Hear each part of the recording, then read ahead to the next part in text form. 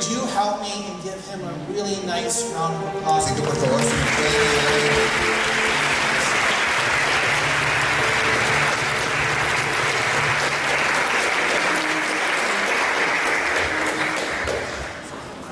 Success consists of going from failure to failure without loss of enthusiasm.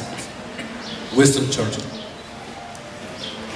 Good morning, esteemed students, family members, Father Robert Windows, Mr. Matthew Anderson, Campus President, Mr. Douglas Arroliga, Academic Dean, faculty members, and the staff of our Latin American campus. When I was asked to be the guest speaker for this event, I was definitely surprised and scared. In my mind, I doubted for 2 seconds whether to accept this, since 2 of my greatest fears converged into one: to talk in public to so many people, and in English. But I remember a quote from one of my professors: the best way to deal with fear is to face it. I imagine that when they asked me this for me, they had in mind that I was going to talk about my achievements, but I rather want to talk about my mistakes. Don't worry, not all of them. Somebody said, a smart man learns from his mistakes. A wise one learns from the mistakes of others. And I hope you can learn from mine. Many of you might think that all my life I was a straight A student. But you know what? I wasn't. In my years of high school, I did not give my best. And although I have the skills, I didn't care about getting good grades. As a result of that, I didn't earn a good GPA. That translated into problems when I applied for a scholarship to private schools in Mexico. I was not granted the scholarship that my parents and I needed to afford my dream to university. I floated around for a year and a half looking for the ways to earn a place there. Lesson 1. Be the best you can be.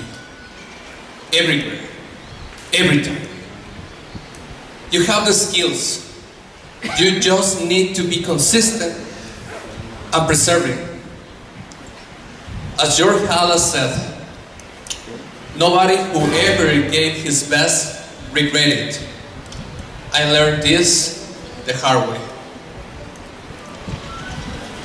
I redesigned my educational plan, and even though I want to go to a specific university, my first passion was to study mathematics. So I prioritized that desire and applied to a public university, my alma mater, Universidad Autónoma Metropolitana. Sometimes, not getting what you want is a blessing. We are so fixed on getting our plan done that we might lose opportunities that are in front of us. Making the same mistakes that before was out of the picture.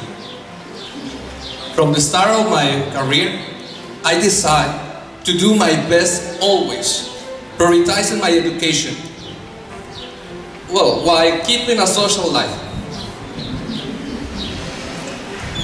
I challenged myself by taking courses with the toughest professors, those ones that everybody else were afraid of. And don't get wrong, I didn't get all A's, but I did my best. My overall GPA at the end of my career was 9.64 out of 10, the highest of my class. I went from being an average student to a hard work one. One that realized the hard way that you need to challenge yourself every day with everything that you do. But I had more lessons to learn. After my graduation, I felt the need to continue studying and decided to join the graduate school. My high GPA and my admission tests were enough to grant me the opportunity of taking a special program where you could earn a PhD without completing the master's degree thesis. Lesson 2. Shortcuts are not as short as we might think. Mine took me 10 years.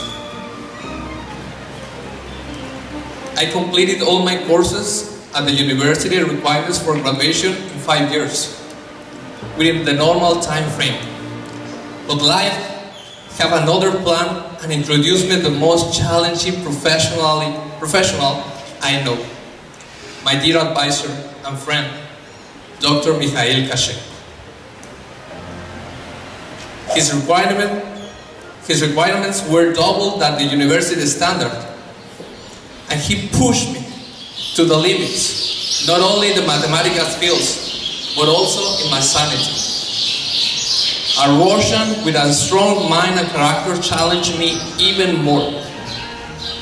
I saw others, students, in my position drop out, tired, and degree-less. Many times, I thought about doing the same thing. Easy, right? I already had a stable job in 2 different places, earning decent money and paying for what I want. I was tempted. I was tempted to do it, but realized that this shortcut had a fine print. If I drop out from this program, I was not supposed to obtain any degree, not master's degree, not a PhD degree. I was to be left with my under degree and 10 years gone to waste. But my parents' support was there, and my wife and my son were the key elements in keeping my spirit up. Last year's speech by Dr. Delaney left us with a remarkable and unforgettable subject. I would like to add it, don't give up. I stuck it up and I didn't give up. After long hours working as a faculty member here, I had to get home and work on my thesis. I sacrificed leisure and family time. I had the pressure of completing this and that, turning in exam results, giving office hours, and planning my courses during the weekend, all while I was preparing my dissertation. Let me tell you, dropping out could be easier than facing the challenge. But you know what? I will never be as rewarded as said. I did it. Now, looking back, I don't have any other words to my advisor rather than thank you. Gracias por sacarme el jugo. Gracias por ver en mí ese potencial, por llevarme a los límites y por no dudar en mí.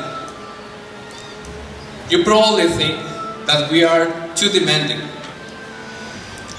that the homework we give you only add up to the pile you already have, and apparently we know nothing about it. But the truth is that we know, and we want to get the most of you. Gold, without pressure, doesn't become a diamond. A sus familiares y amigos, les digo, gracias por su constante apoyo y por creer en una educación de calidad. Es una inversión para el futuro de sus hijos. A ellos los retamos día con día para ser mejores personas y profesionales. Y siéntanse orgullosos de decir, I did it.